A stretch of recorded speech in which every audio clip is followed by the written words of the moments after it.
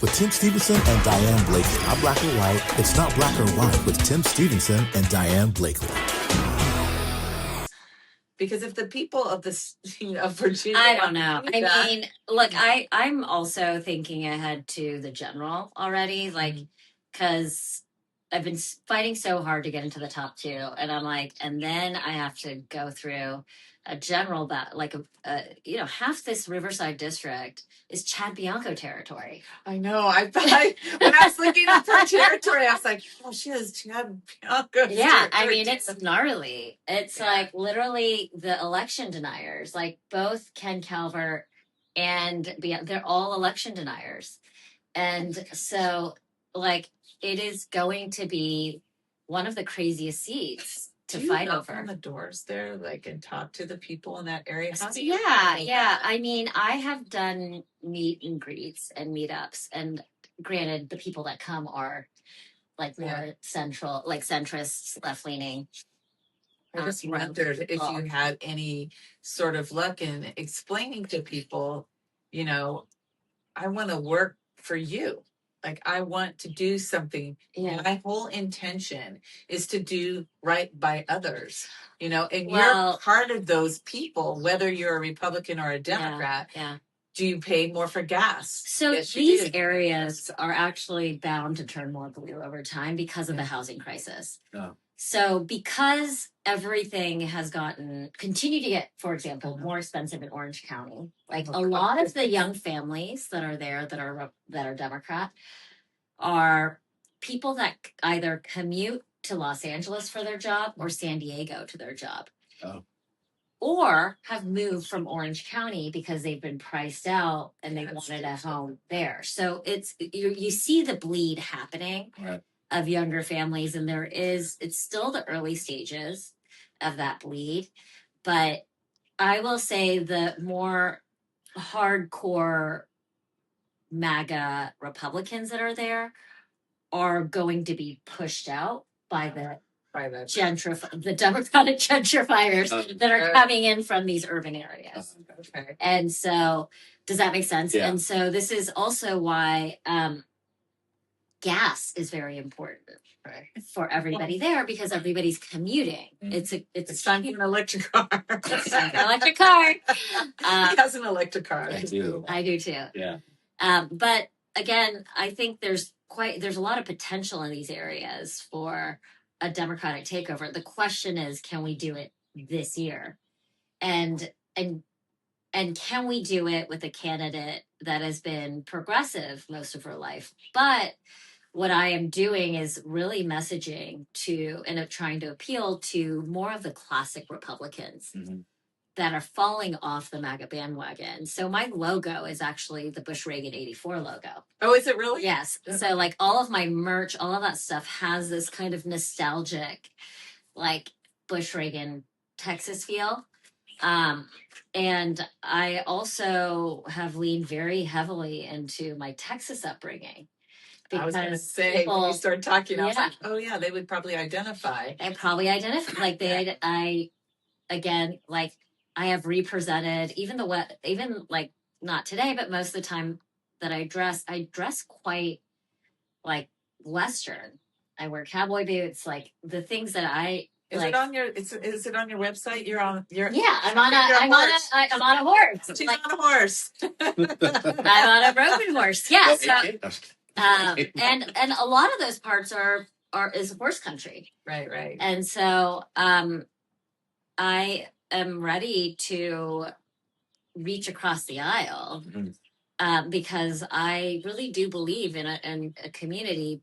Pain is pain. Economic pain is not asking what side of the aisle that you're on. And I'm really determined to fight for that for everybody. So, well, I think that, and I'm glad you said that because I often tell, like Tim and I talk about like the person on the side of the road that's hurt. Yeah. When you stop, does the person who's on the side of the road who's hurt say, oh, you want to help me? Are you a Republican or a Democrat? Yeah. No, they're not doing that. Right. And I think there's more things that connect us as human beings to each other. The one thing that has really divided, especially when we're hurting. Yeah, especially when we're hurting. So like when you're at a party and you're talking to a bunch of people, right? or having wine. You're talking about, oh my gosh, did you know in Menlo Park gas is $8.25? It's actually $8.25 in Menlo Park. My That's friend crazy. had sent me a picture of it because I was complaining about $6.25. But at the end of the day, you figure people want the same things. They want a roof over their head, they want food, water, and good health care, and they want their family to be safe. Those are all like tangible things that people care about collectively across any sort of political spectrum, right? Democrat, independent, Republican, libertarian, it doesn't matter. And I think we need to get people to that place. And I think you're the right person to do it. I think you have the education that will help you figure out how you twist and turn to get where you need to go. Because you have to be smart about how you do it to get where you need to go to help other people. But I think the most important thing is that you have a diverse background that tells you, I understand, my family understood what it was like to go after the American dream. And if you can't get those kitchen table ideas, off the table, so to speak, so that people can actually all these people are looking for someone who's going to stand up and say, hey, excuse me, this isn't working for most people. This isn't working for mostly Democrats. Actually, it's really not mostly working for anybody. And I think people need to all get together and remember we're all in the same country. And do that. And I do believe that we can flip this seat because there are more of us that are to the left of MAGA than MAGA itself in this district. Oh, that's good. I was going to ask you what you thought the percentage. I mean, I think that we are losing Republicans to MAGA at like warp speed these days. Like a lot of Republicans, real Republican. Well, I think that MAGA has become such an extreme version of the party, and I kind of see actually what's happening on the left with the DSA and like whatever Mamdani's appeal was of like basically giving people free shit.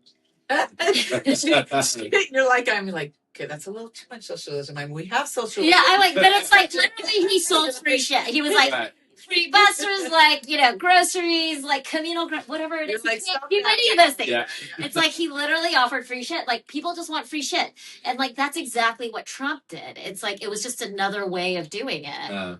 Where he was like, I'm gonna fix your egg price. Like he's like, I'm gonna give you like he's literally giving people free shit, like the J6ers. Well, he hasn't done it yet. But like I'm just saying, he's trying to give. I lost sleep over that. Yeah, but it's interesting because I am running on a platform where I want to talk to the 70-80% of us in the middle. Yeah, because I think that's mostly like that. Yeah. I think they're mostly like Tim. Yeah. I mean, Tim would tell you that I don't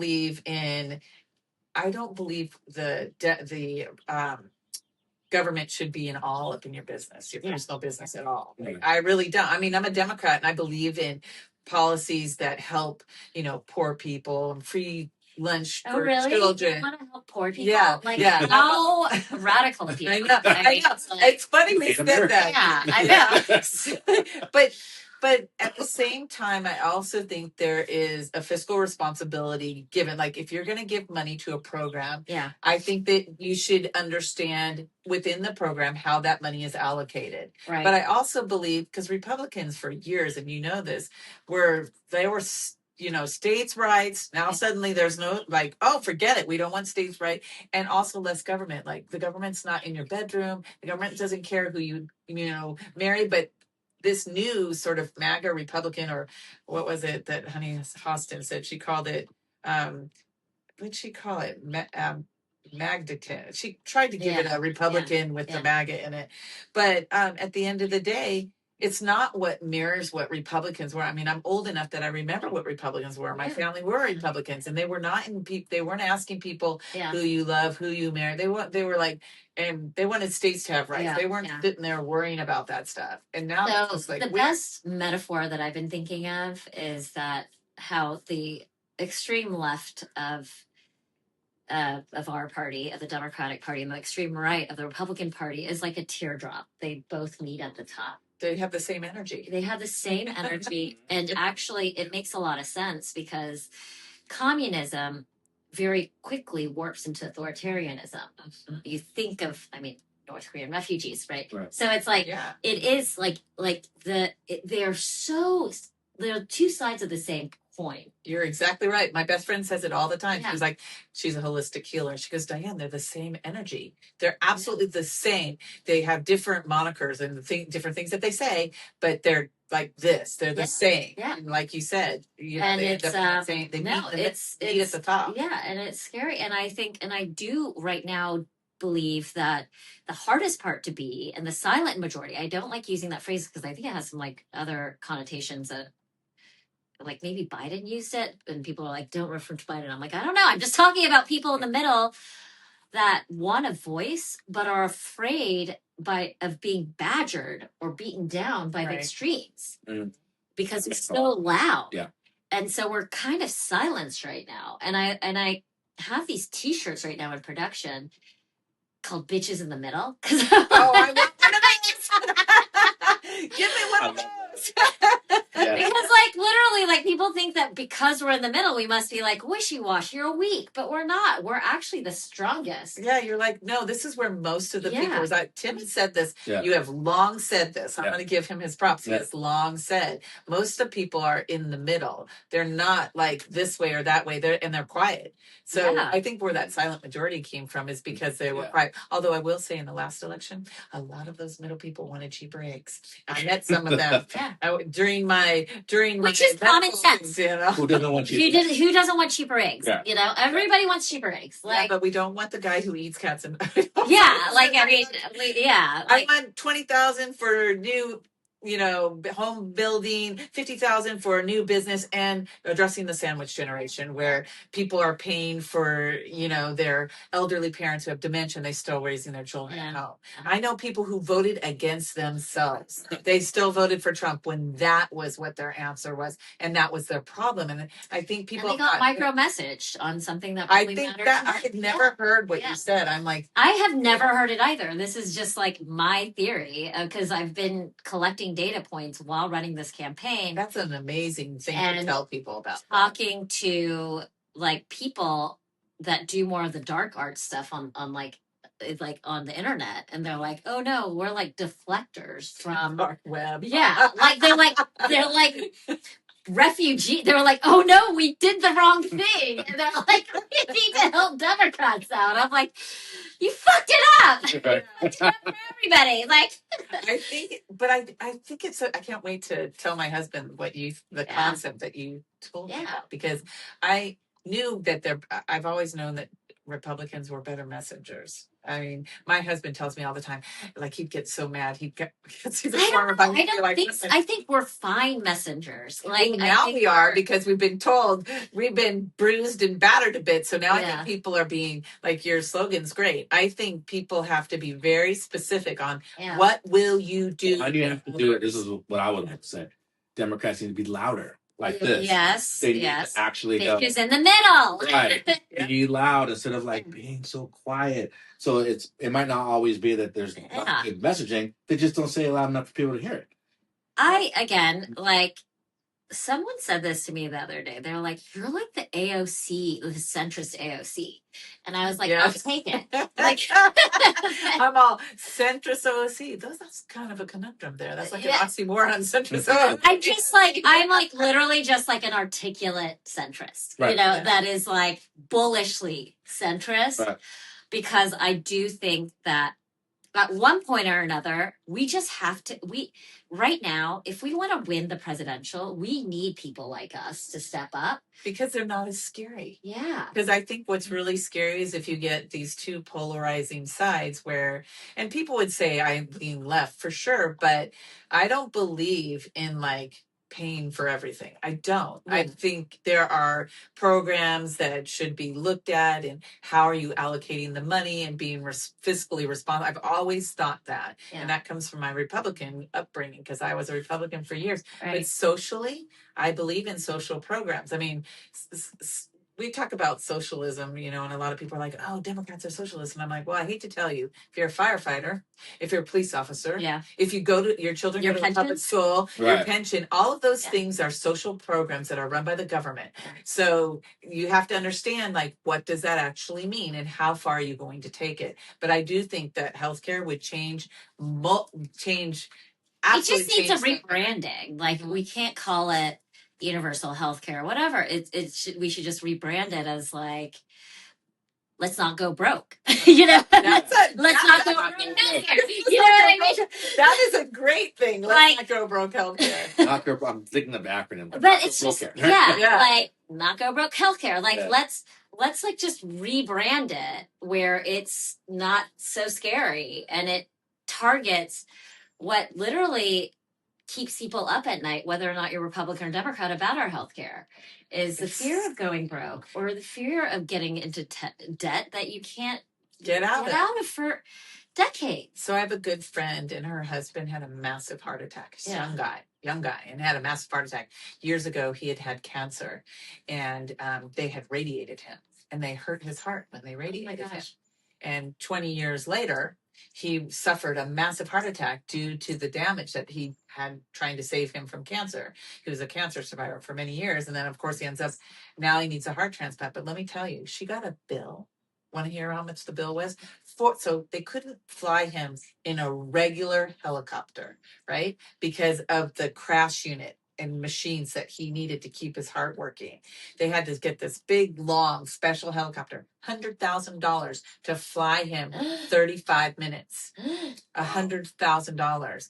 And did the insurance cover it? What happened? Well, they submitted it to the insurance, but they don't know if it's going to be covered. Yeah. But imagine that. Imagine you have he didn't need that helicopter. He could have taken a bus. Yeah. But buses are long. Traffic. It's just ridiculous. So something as simple as that, and these are successful people who have, he has his own business, but he can't do his business because he's, he's currently in the hospital now because he had another little episode and stuff. And it's so uncivilized. I just say so awful. It just feels so uncivilized to worry about that. Could you imagine how you when we're building $1 billion ballroom? I just don't understand where the civility is in that. Well, I don't understand why people don't see that. Like, for me, I was discussing this with Tim and my husband, and I was saying, at the end of the day, could you imagine how people would choose to live if they thought that, and what job they would choose if they thought that wasn't attached to the job. So I know people who get sick at their job because it's so stressful, but the reason they're at it is because they need that insurance, because one health crisis, and they say statistically it takes one health crisis and then boom, you can ruin somebody. You can lose your house, you can lose everything over that one thing. And I just think it would be such a better thing for everybody.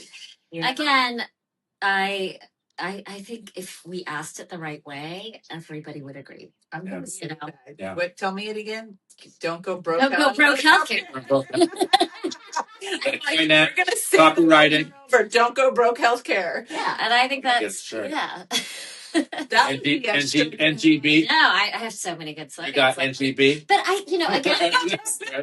We just need a new generation of different kinds of people that run in the Democratic Party that are used to being entrepreneurs, that are used to branding, that are used to, we should be able to do that. The creative industry comes from the left. Why can't we do that? It's because I think there's a little bit of a laziness in our own party for people. Well, let me ask you something about the the women of the Democratic Party here in Orange County. Have you ever been to any of their stuff? I have. So I went. Did you feel alienated there? I did. Yeah. So I felt alienated. I'm with you, sister. I am not about. I don't really. I'll be the first to say, and I've said it to the people, a lot of people in the local Democratic clubs. Not for me.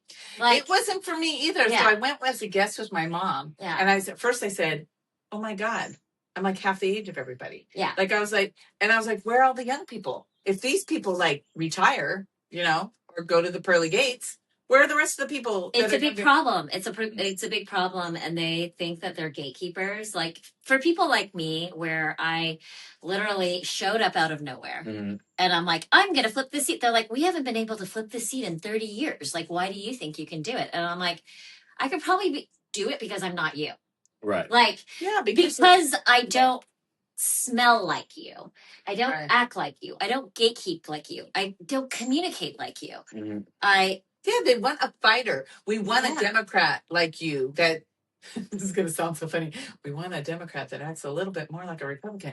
But I mean that in an old, that's what I said about way. Yeah. I mean, God help me. I'm sure some people are going to be upset about that comment. I can make a clip out of that one, Tim.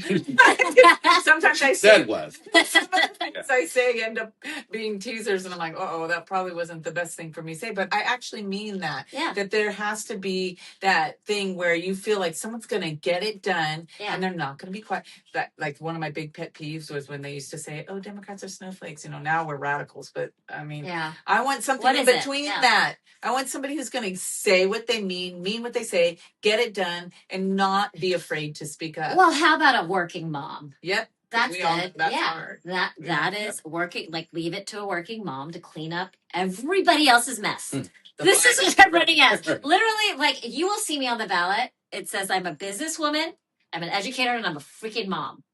Like, and they're gonna say she does 4 jobs, but it's true. But so that's what working moms do. Like, we all know that. Like, working moms are so organized and snappy because we are efficient. We like getting stuff done because you don't have enough time for everything, so you have to be you very just cut scheduled. the bullshit and like. And it's I think that's the energy that we need right now in the Democratic Party, where we're like, dude, like, I love your like dreamy leftist policies, but no, it's not going to work. Yeah, how come they're not not going to buy people? How come there's not more young people like here? I tried to find I went with my mom, and I love my mom. My mom is 80, and she certainly recognized a lot of her peers. Yeah, and I was sitting there, and anytime I tried to say anything that mattered, I was sort of silenced or ignored, and I was like, I told my mom, I don't want to go back to this because it's not like make it sexy again. Those Dem clubs are not sexy. I mean, it's not where you want to go for your happy hour. Like, I think we need to honestly rebrand, like, definitely certain parts of the Democratic, like, we are hardcore Democrats. We are like not. We don't wear, socks with sandals. Like, we're not tree huggers. He's like looking at the front and stuff. I know what you're thinking. Right. I mean, I do wear socks with sandals sometimes. It's like a hipster like, but like, again, like, it's with irony. It's with irony, but I think we just need to push for that right now more than ever, in order to win over centrists, like, in order to win Republicans over into this party, because that's how we will survive the midterms. And that's how we will survive the presidential, is if we can bring back, I've also trademarked Team Normal. If we bring back, did you really? I did. Great. That's a good. So I own Team Normal. Love that. Team Normal. Can you be normal? Great brand. I love that. Are you gonna make a shirt with that? I do have a shirt with that. It is like with like varsity lettering. Oh, that's nice. And so much of this is about branding who we are going forward. So did the Democratic Club not ask you to speak? I mean, you should have been able to speak. I spoke, but they didn't come to a consensus because there were all these other people running, and the district had formed so quickly before like the endorsement process. It was just like everybody, and the district got harder. So people were like, oh, I don't know if we're going to play in this district. So after the primary, they'll have to come in. I think they should have had you talk. So I'm going to say a lot of those people think I'm abrasive, like, because I just talk. Well, let me just tell you, because they're old. I went to a So club. like She's loud and my hearing aids up too. yeah. But, Well, no. So let me just tell you something. So I will not say where I went to the meeting because I don't want to hurt this person's feelings. But there was a person that they were supporting. Yeah. And this wasn't this election. This was prior. Yeah. And the person was out there. It was kind of like Moon Zappa kind of ish, like I was like, wow, you're all the colors of the rainbow. But I was like, this person's never gonna win because they're way to the left, like so much to the left. Like when you think of the stereotypical, you know, peace, love, and energy and that sort of thing. And I was like, and she was super eccentric. Yeah. I mean, she would be fun at a party, but what happened to their political career? Yeah. Ayahuasca. Well, they just nothing ended up happening with, which I could have told you Yeah. And I'm thinking, why are you promoting this instead of this? Because this, thank you, is what the middle is actually like, right? I mean, my husband would tell you he is so middle. He's like middle, but he doesn't like he's got like a big thing about being overtaxed and all that sort of stuff, which generally I don't think anybody likes being overtaxed. I don't think Democrats like it either. But at the end of the day, I feel like the Democratic Party is not looking hard enough for when I met you at the rally, I was like, oh my God. I told my friend Mike, I'm like, oh my God, I wish she was in my district. I'm Mike Levin. I love Mike. Mike's a nice guy. And he's done a great job. But I was like, this is what should be the face of the Democratic Party. I don't see this. And so that's why I took your campaign manager's card at the time. I was like, oh, let me have that card. And I told him, when we get this going, I want to talk to her because I think that it's really important that people know that I know you've done a really good job of putting yourself out there already, but I'm like, any bit I can do to help send you to Congress. I mean, the whole time I was telling him all day today, I go, I want her to go to Congress because she is the face of what the Democratic Party should be like. We just, again, need more normal people in Congress helping us build a more normal future. It's like, this is where 2026 has come back to, let's be normal. I mean, who would have thought that you'd have to ever say something like that? But I remember at the time when Democrats and Republicans all were sort of similar. It was almost hard, except from a very strict policy position for you to tell the difference. And that's why, when John McCain came into the picture, and, a lot of times, especially with the Obamacare, which is the Affordable Care Act, folks. I hate to, a lot of people don't realize, they're like, it's the Affordable Care Act. Well, that's Obamacare. But, I just feel like at that time and place during politics, people were more willing to be like, okay, you can have a little bit. And the pendulum swing back and forth. Like, okay, they're president. Now we got that. But I think we're in a really dangerous place where people don't want to get out of their own way for their own benefit. They'll let a train run them over. Before they all say, well, the same thing is happening. So what's going on right now in my race is that there is a woman in her late 50s who's running. She's an immigration lawyer, Latina lady, lives in Santa Ana, and she decided to run. And all the super left Dem Club ladies that are in their 60s and 70s, that are all white, they have this white guilt complex, right? So they're like, that's exactly what it is. They're like, it's like, I have a black friend, it's like that thing. We've had that conversation too.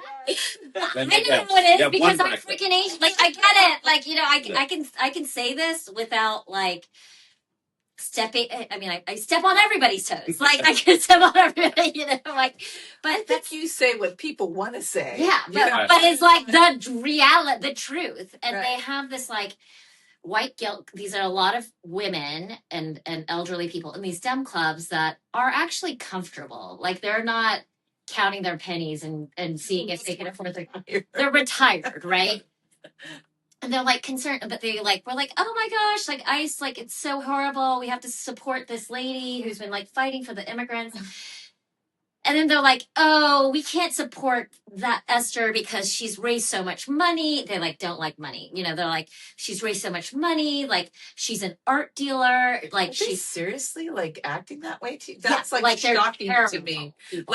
Like for starters, people who raise money get stuff done. Well, I'm You like, know, so- hello, this is why you keep on losing. Right. I'm like, aren't you tired of losing? And this is literally what I say in these, they like ask me to come speak. And I was like, who's tired of losing?